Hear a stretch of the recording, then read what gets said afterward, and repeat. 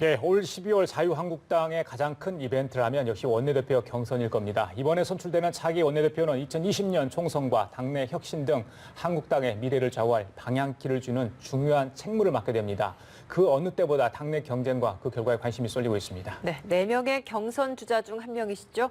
4선의 유기준 의원 스튜디오에 나와 계십니다. 어서 오세요. 안녕하십니까, 네, 안녕하십니까. 어서 오십시오. 네. 예. 그제 이제 출마 선언을 하셨지 않습니까? 네. 이번이 두 번째 도전으로 저희들은 알고 있거든요. 예, 그렇습니다. 예, 출마 배경 궁금합니다. 예, 우리 당에서 지금 그 여러 가지 일을 해야 될 때인데 문재인 대통령이 경제, 안보 이런 쪽에서 상당히 실정을 거듭하고 있음에도 불구하고 우리 한국당이 지금 뭐 활로를 찾지 못하고 저 지지율이 그렇게 반등하지 못하는 그런 상황이 어떻게 보면 위기 상황이 계속되고 있습니다. 그래서 이번에 제가 그동안에 모든 경륜을 다 쏟아부어서 예. 한국당이 처해 있는 이 엄동설안의 현실을 좀 봄으로 좀 바꾸고 또 우리 한국당이 그 국민으로부터 사랑받을 수 있는 수권 정당이 되게 하기 위해서 제가 이번에 출마하게 되었습니다. 개파 정치를 탈피하겠다 이런 표현도 좀 많이 사용하시고 그랬는데 사실 뭐 바깥에서 바라보기에는 한국당 내부의 모습이 개파가 갈려 있는 것으로 보이는 게 사실이거든요. 그래서 이와 관련해서 좀 질문을 드리고 싶은 것이 현재 지금 친박과 잔류파 그리고 비박과 복당파 이렇게 두 개가 견제되고 있다라고 이야기를 하고 있습니다. 여기에서 나경원 의원 또 출마를 했는데 이 의원과 지금 좀 지지 세력이 겹치는 게 아니냐라는 시각이 있거든요. 여기에 대해서는 어떤 입장이십니까? 예, 질문을 너무 많이 주셔서 하나씩 말씀을 드리겠습니다. 그러시죠. 먼저 제가 이번에 그 원내대표 경선을 준비하면서 네. 우리 의원님들을 지금까지 한 80여 분 정도 이렇게 뵀습니다. 꽤 많이 예, 만나셨네요. 유권자가 되는 의원이 한 100여 명 되는데 예. 그런데 이제 의원님들 만나보니까 누구도 자기가 친박이다, 비박이다 그런 이야기를 하지 않습니다. 그래서 우리 당에는 지금 그런 계보가 있었다고 한다면 그건 과거의 흔적이고 지금 와서 이제 우리 당의 친박, 비박, 그다음 친홍 이렇게 말하는 거는 좀 현실하고 맞지 않다. 그리고 그거는 역사의 박물관으로 보내야 되는 그런 과거의 흔적이다. 그런 말씀을 먼저 드리고 싶고요. 네. 그다음에 이제 단일화란 말을 좀 이렇게 그런 구도화해서 말씀하시는 것 같습니다. 근데 단일화가 되려면은 그 전에 정치의 행적이라든지 정치의 경력이라든지 아니면 또 앞으로 예상되는 정치 방향이 비슷하거나 유사해야 그 단일화가 될 수 있는 것인데 그게 전혀 다른 상황이라고 한다면은 그것은 마치 물과 기름을 섞어 놓듯이 뭐 우리 고사성어로 말한 빙탄 불상용 같이 섞일 수 없는 그런 것으로서 억지로 한다면 이거야말로 그 나중에 그 섞임으로 인해 가지고 맞는 그 폐해의 정도가 더 많다고 그 생각이 들어서 현재로서는 그 단일화의 대상이 아니다 그렇게 생각을 하고 있습니다. 그 다른 출마자 분들도 이제 탈개파 이게 이제 한국당 내의 약점일 수 있기 때문에 많이 강조를 하시는데 방금 말씀하신 그런 이유라면 과거의 흔적이라면 유 의원님 앞에 붙는 친박계 의원이랄지 이런 부분에 대해서 굉장히 불편하십니까? 어떻습니까? 그러니까 우리 당에 현재 예. 그런 친박이라고 본인들이 말씀하시는 분들이 예. 없는데 예. 그런 과거의 그런 흔적을 가지고 또 어떻게 보면 저는 이제 언론에 좀 말씀을 드리고 싶은 게 예. 관행 또는 관성이라는 게 있습니다. 이 관성의 법칙에 따라서 계속했던 것이기 때문에 지금은 더 맞는 것이다 이렇게 생각하고 이렇게 질문하고 말씀하시고 그러는데 현재의 상황을 대변하는 그런 적절한 용어는 아니다. 그렇기 때문에 우리 당에서 이제 막 혹시 계보라는 말이 나온다고 한다면은 예. 그 계보는 어떤 보스가 있고 그 보스가 지시하는 것을 각 구성원들이 그대로 생각 없이 따르는 그런 것을 우리가 계보라고 그러는데 우리 당에 지금 그렇게 하는 보스도 없고 계보도 없는 그런 상황이라서 단에 보면은 이제는 그 당이 완전히 바뀌어서 이전에 어떤 곳에 속해 있던 의원님들도 이제 개별적으로 생각을 해서 예. 우리 당을 정말 이번의 위기 상황에서 구할 수 있는 원내대표가 누구냐 또 전당대회 준비를 잘해서 컨벤션 효과를 통해서 우리 당 지지율을 끌어올리는 사람 누구냐 이렇게 판단하고 친박이다 비박이다 그런 이야기를 하지 않습니다. 그래서 우리 당에는 지금 그런 계보가 있었다고 한다면 그건 과거의 흔적이고 지금 와서 이제 우리 당의 친박, 비박, 그다음 친홍 이렇게 말하는 거는 좀 현실하고 맞지 않다. 그리고 그거는 역사의 박물관으로 보내야 되는 그런 과거의 흔적이다. 그런 말씀을 먼저 드리고 싶고요. 네. 그다음에 이제 단일화란 말을 좀 이렇게 그런 구도화에서 말씀하시는 것 같습니다. 근데 단일화가 되려면은 그 전에 정치의 행적이라든지 정치의 경력이라든지 아니면 또 앞으로 예상되는 정치 방향이 비슷하거나 유사해야 그 단일화가 될 수 있는 것인데 그게 전혀 다른 상황이라고 한다면은 그것은 마치 물과 기름을 섞어 놓듯이 뭐 우리 고사성어로 말한 빙탄 불상용 같이 섞일 수 없는 그런 것으로서 억지로 한다면 이거야말로 그 나중에 그 섞임으로 인해 가지고 맞는 그 폐해의 정도가 더 많다고 그 생각이 들어서 현재로서는 그 단일화의 대상이 아니다 그렇게 생각을 하고 있습니다. 그 다른 출마자 분들도 이제 탈개파 이게 이제 한국당 내의 약점일 수 있기 때문에 많이 강조를 하시는데 방금 말씀하신 그런 이유라면 과거의 흔적이라면 유 의원님 앞에 붙는 친박계 의원이랄지 이런 부분에 대해서 굉장히 불편하십니까? 어떻습니까? 그러니까 우리 당에 현재 그런 친박이라고 본인들이 말씀하시는 분들이 예. 없는데 예. 그런 과거의 그런 흔적을 가지고 또 어떻게 보면 저는 이제 언론에 좀 말씀을 드리고 싶은 게 예. 관행 또는 관성이라는 게 있습니다. 이 관성의 법칙에 따라서 계속했던 것이기 때문에 지금은 더 맞는 것이다 이렇게 생각하고 이렇게 질문하고 말씀하시고 그러는데 현재의 상황을 대변하는 그런 적절한 용어는 아니다. 그렇기 때문에 우리 당에서 이제 혹시 계보라는 말이 나온다고 한다면은 예. 그 계보는 어떤 보스가 있고 그 보스가 지시하는 것을 각 구성원들이 그대로 생각 없이 따르는 그런 것을 우리가 계보라고 그러는데 우리 당에 지금 그렇게 하는 보스도 없고 계보도 없는 그런 상황이라서 단에 보면은 이제는 그 당이 완전히 바뀌어서 이전에 어떤 곳에 속해 있던 의원님들도 이제 개별적으로 생각을 해서 예. 우리 당을 정말 이번의 위기 상황에서 구할 수 있는 원내대표가 누구냐 또 전당대회 준비를 잘해서 컨벤션 효과를 통해서 우리 당 지지율을 끌어올리는 사람 누구냐 이렇게 판단하고 있는 것이지 그걸 개파적 시각에서 보는 의원님들은 지금 없습니다. 네. 앞서 그 출마 기자회견에서도 개파 논란 고개들 수 없도록 당의 통합에 만전을 기하겠다라고 말씀을 하셨습니다.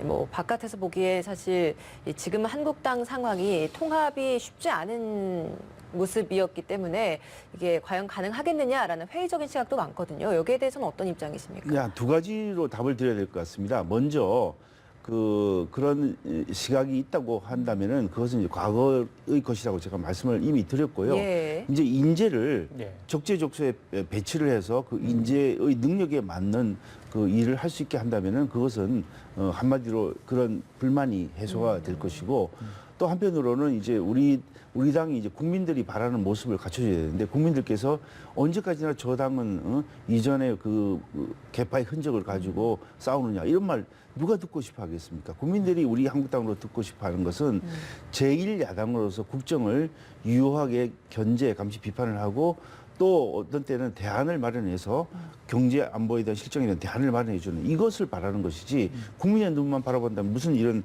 개파가 나올 수 있겠습니까? 혹시 개파의 논란이 계속된다고 한다면은 예. 만약 그런 아까 말씀드린 대로 보스가 있어서 그에 대해 지시를 하고 그게 당의 이해관계하고 다르게 국민의 바라는 정치 방향하고 다르게 움직인다면 그건 징계의 대상이 될 수 있다고 봅니다. 선거 때는 그런 얘기를 할 수 있지만 사실 본인들이 불리하거나 상황이 좀 도와질 수 있다면 다시 그런 개파를 스멀스멀 나올 수 있는 그런 상황은 없을까요? 어떻게 보십니까? 오히려 개파 정치를 이용하려는 그런 세력도 있다고 외부에서는 뭐 혹시 지금 말씀하시는 부분이 이제 좋은 의미의 개파라는 것도 있을 수 있습니다. 사람들이 이렇게 모이다 보면은 그 어느 쪽에서 모이고 어느 성향을 네. 가진 사람들이 모이고 이런 것들은 있을 수 있다고 봅니다만은 그것을 개파로 한다면 그것은 이제 우리가 인용할 수 있는데 만일에 이전에 보았던 그런 나쁜 모습의 그런 개파 정치, 계보 정치를 한다고 한다면 예. 그것은 용인될 수도 없고 한국당에는 지금 그런 상황이 없습니다. 네, 알겠습니다. 예. 자, 그 원내대표의 역할 굉장히 중요하죠. 여당과 협상을 하는 총 책임자 아니겠습니까? 외야 내빈의 모습이다. 기존의 원내대표가 이런 말씀을 지난번에 하셨습니다. 여당이 몰아치고 있는 정책을 무엇 하나 제대로 막아내지 못하고 있다. 이거는 뭐 지금 현재 김성태 원내대표를 뭐 지칭해서 말씀을 직접적으로 하신 건지 어떤 의도신지. 뭐 지금 그 원내 지도부에 있는 원내대표를 비롯한 그 지도부의 모습이 상당히 이제 열심히 하고 훌륭하고 노력을 하는 것은 우리가 다 인정을 합니다. 예. 그런데 이제 그 지난번에 지방선거에 있어서 우리가 참 기록적으로 이렇게 참패를 했었고 그리고 현재까지 그 여당의 지지율, 대통령 지지율이 이렇게 좀 많이 떨어짐에도 불구하고 한국당 지지율이 거의 답보 상태이거나 약간 소폭 상승하는 것 그런 것을 보면은 이제는 우리가 이런 그 지도부의 면모를 좀 바꿔줘야 된다 그렇게 생각하고 좀 구체적으로 말씀드리면 우리 한국당이 내는 그 메시지를 국민들이 받아들이지 않는 소위 말해 메시지 차단 현상도 있었고 또 어떻게 보면은 이제 메시지를 내는 그 메신저라고 그러죠. 네. 메신저가 무슨 이야기를 해도 듣지 않는 메신저 불통 현상 이런 것들이 있었기 때문에 이제는 예. 그 원내 지도부를 포함한 당 지도부를 좀 교체를 해서 예. 국민들께서 좀 호감을 느낄 수 있고 또 국민들께서 한국당이 내놓는 그 메시지를 좀 들으실 수 있도록 하는 그런 구조를 갖춰줘야 된다. 예. 그렇게 생각을 합니다. 알겠습니다. 그럼 생각하시기에 원내대표, 한국당에 필요한 원내대표라면 투사, 뭐 중재자, 전략가 뭐 이런 유형들을 많이 꼽던데 어떤 게 가장 적합하다라고 보십니까? 뭐 이 부분은 이렇게 말씀드리면 될 것 같습니다. 이제 삼국지에 있는 인물이 뭐 여러 인물이 나옵니다만은 지금까지 우리 당이 어렵고 또 대여 투쟁을 할 수 있는 장비형의 이제 투쟁형의 그런 원내대표가 필요했다고 한다면 네. 이제는 정보를 습득하고 정보를 분석하고 그에 맞춰서 이제 전략을 꾸미고 또 여당과 협상도 하고 또 야당도 여러 개 있지 않습니까? 그 야당과 협상도 하는 한마디로 종합적인 능력을 가진 유비, 관우 또 장비를 다 섞어놓은 그 종합적인 능력을 가진 원내대표가 필요하다. 또 그렇게 해야만 또 우리 당이 제1야당으로서 또 어떻게 보면 수권 정당으로서 면모를 보여주면서 국민들로부터 사랑을 받을 수 있지 않을까 그렇게 생각을 하고 있는 겁니다. 유 의원님은 그런 제가 그것을 자격이- 지향을 하고 있고요. 지향을 하고. 예, 근데 어쨌든 지금 우리 시대 상황이 요구하는 것은 뭐 한쪽 면을 잘하는 그런 원내대표보다는 여러 가지를 종합적으로 잘할 수 있는 그런 그 한번 멀티플레이어라고 요즘 표현을 많이 하는데 그런 형태의 그 원내대표가 필요하다 이렇게 저는 싸울 느끼고 땐 있습니다. 싸우고 또 중재할 땐 그럼요. 중재하고. 왜냐하면 예. 일단 당장 야당이 뭐 이전에는 여당 하나, 야당 하나 이렇게 1대1로 협상하면 네. 그래서 이제 대부분이 해결이 되는데 지금은 야당도 많지 않습니까? 그렇죠. 그러면 이게 어느 때보다 협상력이 굉장히 중요한 건데 거기 투쟁만 한다고 그게 원하는 걸 우리가 얻을 수 예, 있겠습니까? 이거 하나 여쭤볼게요. 런닝메이트 정책위 의장 같이 가셔야 되잖아요. 지금 이제 의원님께서는 이제 부산 쪽이 지역구신데 글쎄요 지역을 좀 생각하셔가지고 수도권 충청 지역 의원과 함께 가실지 아니면 정말 뛰어난 정책동을 모실지 어떻게 지금 구상을 하고 계십니까? 예, 뭐 두 가지가 다 같이 고려가 돼야 되겠죠. 먼저 그 정책위 의장은 그 우리나라 전체 그 국가 정책을 종합적으로 이해를 잘해야 되고요. 그거는 비단 한 분야가 아니고 정치, 외교, 안보, 경제에 대한 아주 해박한 그런 습득 능력을 가져야 되는 게 일단 기본이고요. 예. 또 우리 당이 아직 혁신이 많이 필요하지 않습니까? 그런 당 혁신 방향에 대해서도 저 공감대를 좀 가질 수 있는 인물. 그리고 지역적으로 한다면은 제가 이제 PK 지역이니까 예. 아무래도 이제 서울 수도권, 충청, 강원 이런 쪽에서 저희 짝인 정책위 의장 후보를 찾아야 된다고 생각하고 이미 있습니다. 지금 마음에 두신 마음에 분이 낙정을 하고 있는데 그렇습니다. 이제 선거 전략상 이제 등록을 하면서 예. 그 예. 그렇죠. 성함을 공개하는 게 아주 관례니까 예, 맞습니다. 그때 말씀드리는 것을 양해해 주시기 바랍니다. 예. 알겠습니다.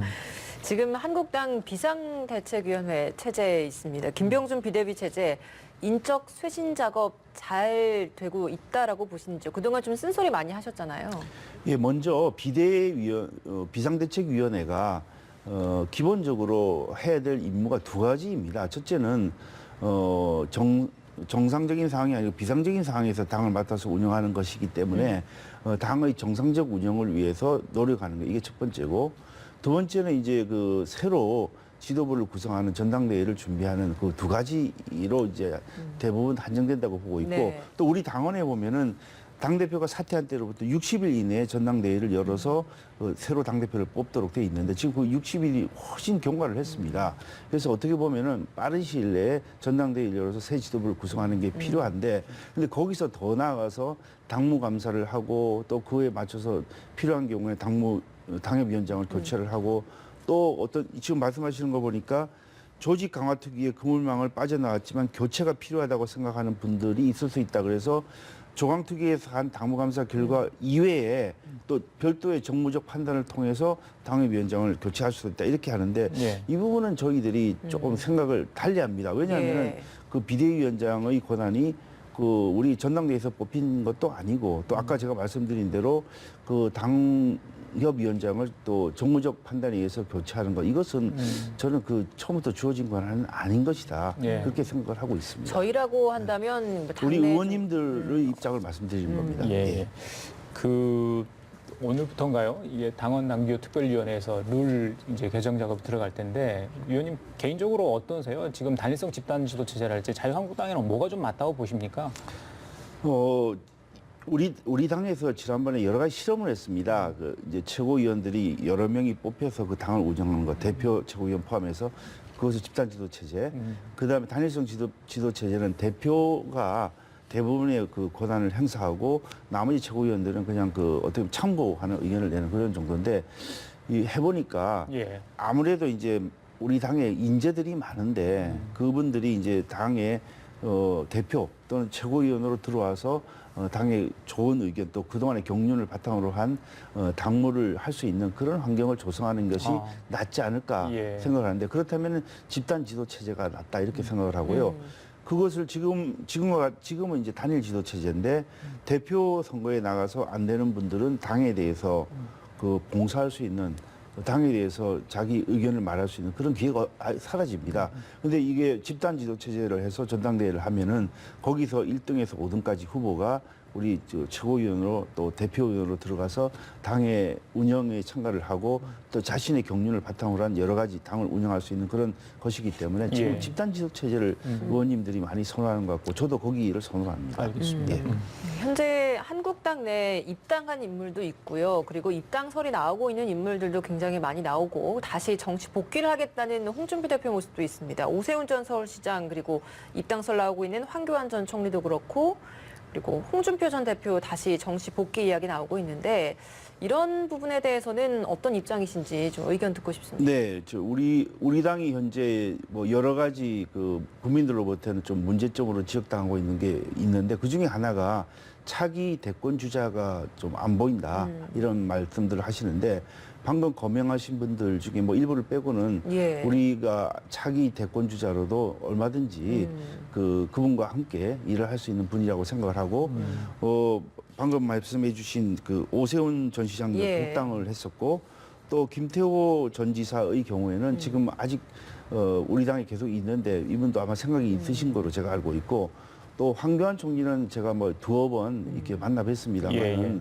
아직 그 입당 여부라든지 아니면 전당대회 출마 여부에 대해서 가타부타 그런 말씀을 안 하시고 있는데 그래요? 좀 숙고를 하고 있는 것으로 이렇게 제가 받아들였고 예. 뭐 또 한 번 더 말씀을 하셨는데 이 지난번 지방선거 때 그렇게 그 참패를 기록해서 그게 당대표를 사퇴한 지 얼마 되지도 않는데 다시 복귀한다는 것은 이건 당원과 국민에 대한 예의가 아닐 뿐만 아니라 어떻게 보면 예. 아나무인적인 행동이다. 음. 좀 자제를 해야 된다. 그렇게 생각을 합니다. 알겠습니다. 예. 그 입당 얘기를 했으니까요. 바른미래당 일부 의원들 한국당 입당설 계속 나오고 있습니다. 뭐 이게 저기 손학규 대표가 김병준 비대위원장에게 경고까지 했는 그런 상황인데요.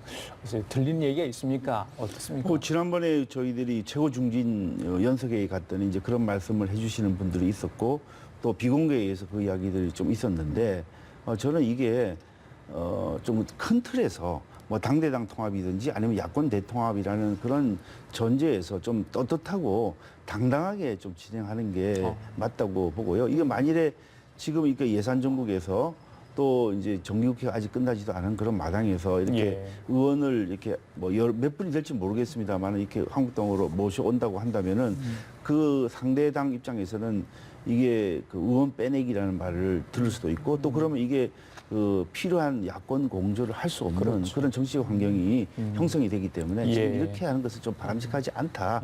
오히려 한다면 제가 아까 말씀드린 대로 좀 떳떳하고 당당하게 야권 대통합이라는 큰 명제하에 추진하는 게 맞지 않을까 그렇게 생각을 합니다. 예. 앞서 이제 개파라고 생각하는 게 한국당 내에서 없다라고 이야기를 하셨기 때문에 제가 개파는 사용하지 않겠습니다. 김무성 의원을 주축으로 해서 뭐 이명박 박근혜 전 대통령 불구속 상태에서 재판을 받게 해야 한다라는데 일단은 공감대를 많이 형성을 하고 촉구 결의안을 추진하기로 했다고 합니다. 의원님께서도 여기 좀 같은 입장이신지 궁금합니다.